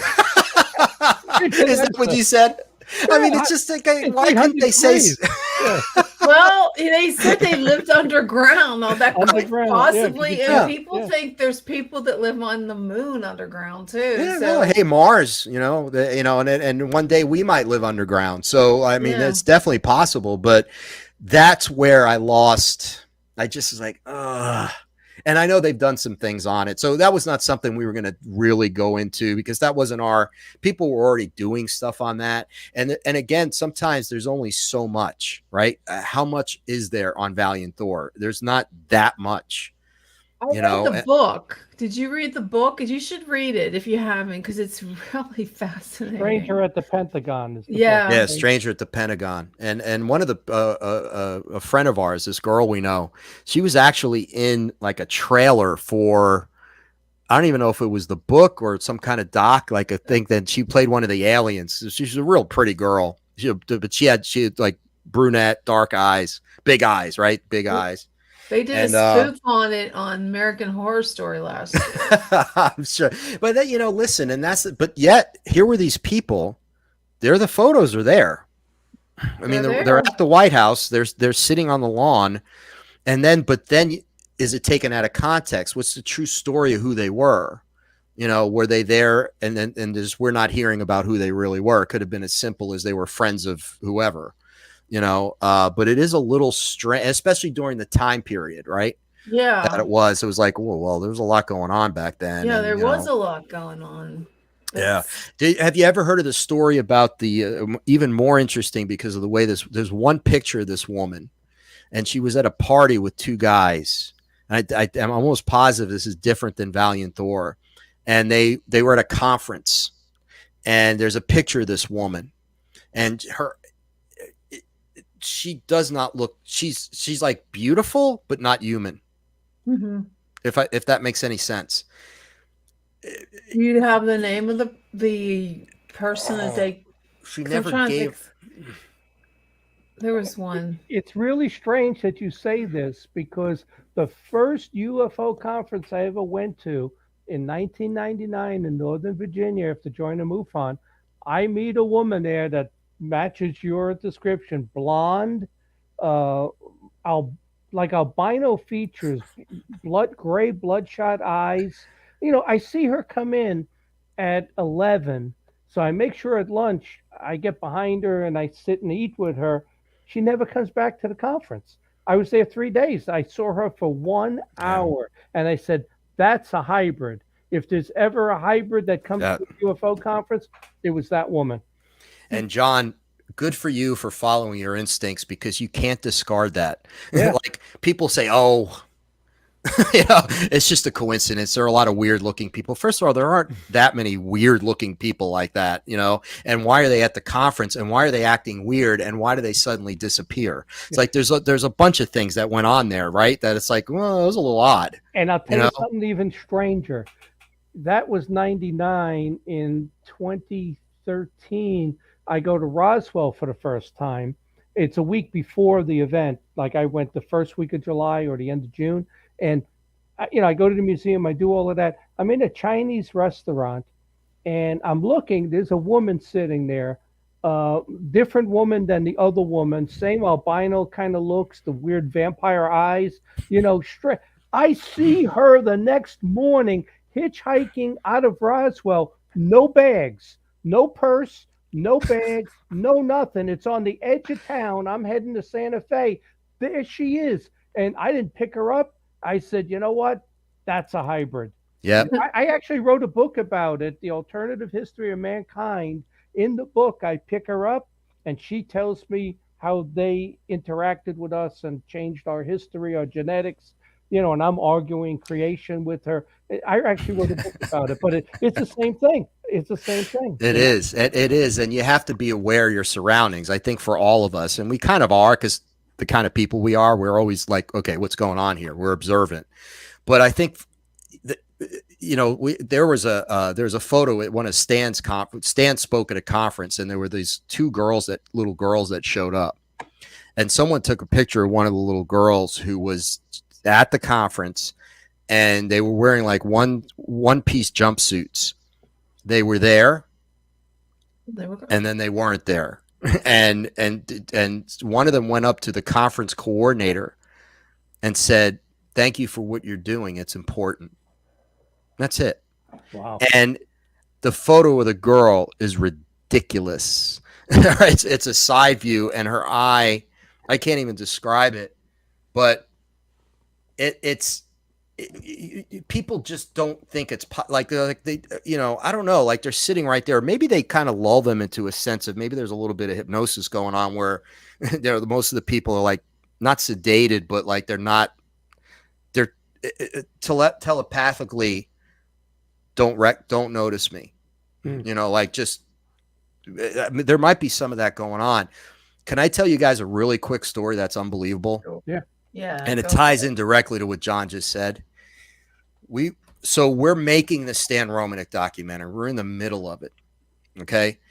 We're getting these weird phone calls. All right. All this is happening to us. I go on vacation with my family. I go to New Mexico because I love New Mexico. I just love New Mexico. And I know it's UFO central, but I happen to love it there. So we have a good trip. My wife flies for Delta. So we fly from Albuquerque to Atlanta and then Atlanta to Orlando. Excuse me. We get to Atlanta and we have to get our connecting flight, but we have about an hour and a half. My son, who I told you is a very open-minded kid, he was there when some of these phone calls happened. He's like, "Dad, is that the ETs?" Like he's just a cool kid. Like he was like, "Oh my God, Dad, is that the ETs?" So loves every minute of it. And so we're there. He's about 11 years old. We're walking through the Delta terminal to go to Outback to grab a quick bite to eat and then get to our next gate to catch our flight, the connecting flight. We're walking. I look to my right, and there's a girl standing there that I swear to God, when I tell you her eyes were like this, like they were shaped like that. Huh. She had a very small nose, very small mouth, reddish brown hair. I double take, triple take. I look at a guy who's sitting about 2 feet from her at the gate. He looks at me. I look at him, and he's like, like, I'm shocked, right? 2 seconds later, as we walk past, my son's like, Dad, did you see that girl? And I'm like, oh my God. And I'm like, Nathaniel, yeah, I did. Dude, what the hell? Right. And so we go to lunch. We sit down. I'm like, oh my God, I got to go back. I'm going in. Like, it was like, I'm going in, guys. Like, you know, it's like, order me a burger and fries. I got to go in. I get my phone ready. I'm like, I got to go back. I can't not go back. They're like, okay, we'll order. My son's all excited. I'm like, all right, I'll be right back. So I go. I have my phone. I'm ready with my phone to take a picture. That's my goal. Now, understand, I'm walking the opposite way. So she was on my right-hand side when I was walking that way. So she would have been on my left. So I'm looking at my left. I'm coming to the gate that she was at. I'm looking at my left, She's not there. I look to my right. She's about 15 feet from me at that gate, staring at me as if to say, like, literally telepathically, can I help you? Like, she knew I knew. I have to say, I'm embarrassed to say this, Mr. UFO guy, researcher, and Kennedy researcher. I panicked because I couldn't. Yeah, exactly. I love it. That's a great photo. But like, and her eyes were that big, but they were almost like shaped all the way up like this and real close together. And I'm like, and I didn't know what to do. Right. And then so all of a sudden she very quickly starts to board what I thought she was boarding on a flight. And I did happen to notice that it was going to Detroit, of all places. The flight said Detroit. And I tried to get a picture of her as she was boarding, but I couldn't. There were too many people in the way. I went back. I told my family what happened, and they're like, oh my God. And my wife was very supportive, and she was there when these phone calls happened. And she's like, you know, she's had stuff happen to her just by being around me over the years with ghosts and UFOs. So she's like, yeah, oh my God, that's incredible. I told my son, I said, do me a favor. And as soon as we get home, draw a picture of what you saw. And I had him draw a picture of this girl, and I have it. And I kept it. And it's something that, because it verified to me what I saw. I'm like, yep, that's what I saw. So you didn't book a flight to Detroit and roam around? I didn't book a flight to Detroit looking for her? Yeah, no. Like, what was she going to what's she doing here? Like, you know, she's a Lions fan. That's and they won. And you know, who knows if at the Ford plant. Yeah. Exactly. You know, but like, again, look, who knows? These people can phase. I feel like hybrids can phase in and out of dimensionally. Well, you know what's interesting, we've talked about this, is that if you talk to people involved with the abductions, you're not getting the fetus abduction thing that was so prevalent with kids and all of that. And David Jacobs says they have completed their program. So are these hybrids walking among us now? Have they got into corporations and politics and other areas? You know, I don't know. And are they so integrated? And have these hybridization programs evolved so much that we cannot tell the difference at all? They're actually they're called hybrids, human hybrids. Hybrids. Yeah. Okay. And I totally believe that. I feel like we've all at some point within the last year been online at Publix or, you know, like we've just not known we were in the presence. Like, you know, I feel like, John, with the stories we just told, there was something a little off about them. Yep. You know, but if they have perfected this, I feel like in the 70s, when you hear hybrid stories, like that book, Rachel's Eyes, which was an incredible book, but she did not look human at all. She couldn't even eat human food. So it was an experiment. She was like one of the first hybridization program products, if you will. Mhm. And she did the goal of that whole experiment was would she fit in with a college student? And the answer was no. Right. So because her skin was gray and clammy. I mean, it just it wasn't human enough. Hmm. And she had to wear big eyeglasses. There was just no way that she was going to fit in. But that was the 70s. So keep going forward. And now all of a sudden it's like, yeah, Yep. Scary to think. Yep. But that's my ultimate goal. I want to meet a hybrid and know I'm meeting a hybrid. I could have picked up 2 hybrids and I didn't. You could have hitchhiked them to picked wherever them they up, wanted to John. go. Yeah. I mean, my God, Roswell, God knows. Yeah. They I could may have have shared all the disappeared. secrets with you. Yeah. Well, I wrote Yeah. a book to that extent, but I didn't actually do it. I have a feeling that you. Something inside me told me, do not pick her up. Well, I'm Yes. telling you, there's no purse, there's no bag. She's hitchhiking. She's strange looking. Something in your core and my soul said, Yeah. don't pick What her if up. she really needed help and then you just drove by and left her Yeah, there? well, I'm sure the next truck driver would have picked her up because she wasn't bad looking. The next truck driver who's been missing since that That's right. day. Yeah. Large Wow. Marge sent him. Well, I want to thank you so much for being on the show tonight. Yeah. It was very enjoyable, Hey, very Thank you, interesting. Jack, for being on. Thank you, Jack.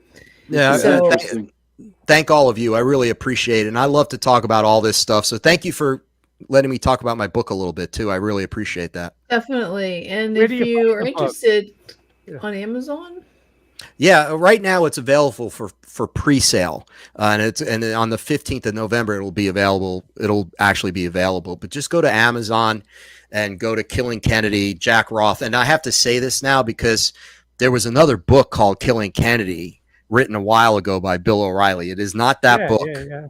Okay. It's not. This is a different book. So look up my name, Jack Roth, ROTH, Killing Kennedy.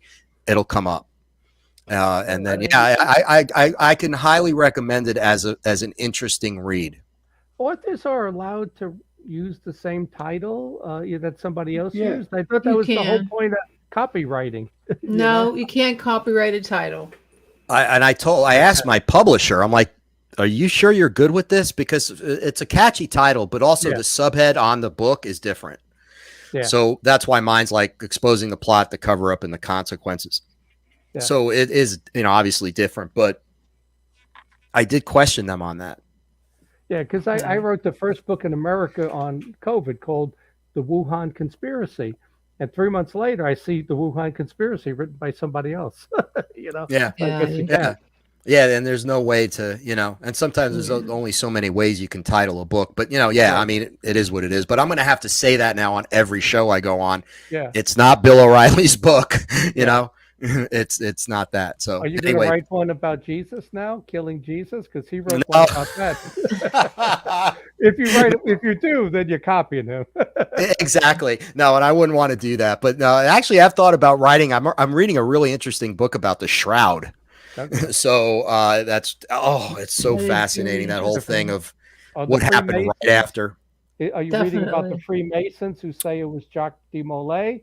Not- Yeah, Knights Templar. Yeah, that was, okay. And there's something to it. I mean, in the French Languedoc region and the Cathars, if you read about that Mhm. history, because it really shows who Jesus really was. Like, like it really was. He preached that we're all God. We can all do this. He said that. It said that in the Bible.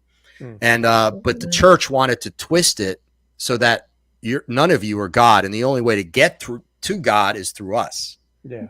See, it's Yeah. all about Man. power. It's all about Yeah. power. It's the same Always thing. is. Yep. Okay. Well, thank you again for being on the show, and Thanks, you're Jack. welcome back Thank on you, the Jack. next one. Thanks. Thank you so much, guys. You guys are great. Thank you. You're welcome. Have a great night. See you. That was fun. Yeah, it was Interesting. interesting. Yeah, Very it was- interesting. Very interesting. I Right. wish in his book he had got into some of the more conspiracies, though. Yeah. I did want to hear: was it the UFO stuff? Was it, the mafia? Was it, the silver certificates? But he stuck to a different, storyline. Yeah, that's interesting. It always goes back to the powerful people. The only thing Well, it does. I disagreed with him when he kept on saying all that stuff about Trump. Trump loved America. Oh yeah, I agree. He I actually does. didn't, because Trump, he loved America. He didn't dislike it. That's the Yeah, only thing I disagreed with. yeah, and Um, and you could see that whole way of thinking in the way they're trying to destroy him. Absolute election interference. They will not allow him to run again. yeah. But DeSantis is going to be a good substitute. But they are going after Trump like they have never gone after another presidential candidate. And it's And it's I all think if he would have stayed, and I think if he was reelected, I'm sure he would have been. Someone would have tried to assassinate well, him. they would keep. Yeah, that would have been that is the ultimate way of ending him would be Yeah. the The assassination other way because is to put him away in prison or take away his right well, just to just run. convict him of something with January 6th so he can never run again. Yeah. And I said that 4 years, 2 years ago, 3 years ago, they will never allow this guy to run again because Um, he's counterculture to all of this power that we just discussed. do you guys know of any Halloween investigations for this young lady to go attend? The one down in Uniontown. It's the only one I know. What's it called? The Uniontown Ghost Walk. What's Hey, going on Shawn, with I, that? I I had a guy on Facebook from Russia contact me today, and he wanted to know who was the best ghost paranormal investigator in the U.S. So I gave him your name, That's good. and he's got a really long Russian name, started with an M. Uh, I don't know who this guy was, but I gave him your name. What's oh, going on with the ghost walk? Anything? no, not yet. All I know is that terrorist group's going to go down there and do Friday. I don't know about Saturday though, because I have to be over at the Carnegie Library and work with Drake. Right. Okay, so Halloween is, when is it? Do you guys want to do a 2 weeks. Halloween show next week? Yeah, that's good. I might be a little late because I'm at there's the debate between Fetterman and Oz, and there's a big Oh, debate party that night. But I think that starts at 5:30 to about 8:30. So I'll be oh, like, on. I is might that be going ahead. to be on television? The They can debate have will that? be televised, but I'm assuming the debate's at 7. I don't know, 6. I'm not sure. Sure. I'm not sure. But Tuesday we're going to do our special on Halloween. So bring your notes, your stories. Okay. What, next week? Yeah, Okay. that's the because next Tuesday, the Tuesday after is All Saint. I might not be able to attend on. Well, no, that's Tuesday. When's All Saints Day? Is that Tuesday? No, Is that the The second? day, the it's the first, Is it the first. first or the second? What is it? November 1st. First. November 1st. Okay, I'm trying to think if it's November 1st. They're having a special at my church for the people who passed away. They're gonna, my mom died in June, so I was gonna go. So I'm not sure Yeah, if that's November 1st or the second. I it's have the to go first. look on the. The following Tuesday, I think, is the first. Because next Okay, Tuesday is the 25th. There's 31 days. So I guess it is. Maybe it is. I always thought it was on the second for some reason. mm-mm. There's All Souls Day. Oh my God, I'll have to look it up. Oh, wait a I'm minute. ready You're for talking about trick or All treating. I Saints know that. Day? Oh, you I'll might be figure it out. right. You might be right. If there's All Saints, might be the day after All Souls, which is the day after Halloween. I think it's one of those. Okay, well, thank you all for joining us tonight. We love you all, and thanks for sharing. If you have a Yeah. chance to share the live, that would be great. And you all have a great Tuesday night, or we're getting into Wednesday now. I can't say. Tuesday. I want to say happy hunting, but that's your line, Shawn. All right, you have a great night, guys, and Good thanks night, again. everybody. See ya. Turning See ya. into, oh my God, I'm having one of my brain freezes. Turning into Chasing Prophecy. He just checked out. That was fast. We didn't even Yeah. end it yet. I can't find the music, but that's okay. Thanks again for tuning in to Chasing Prophecy. Have a great night.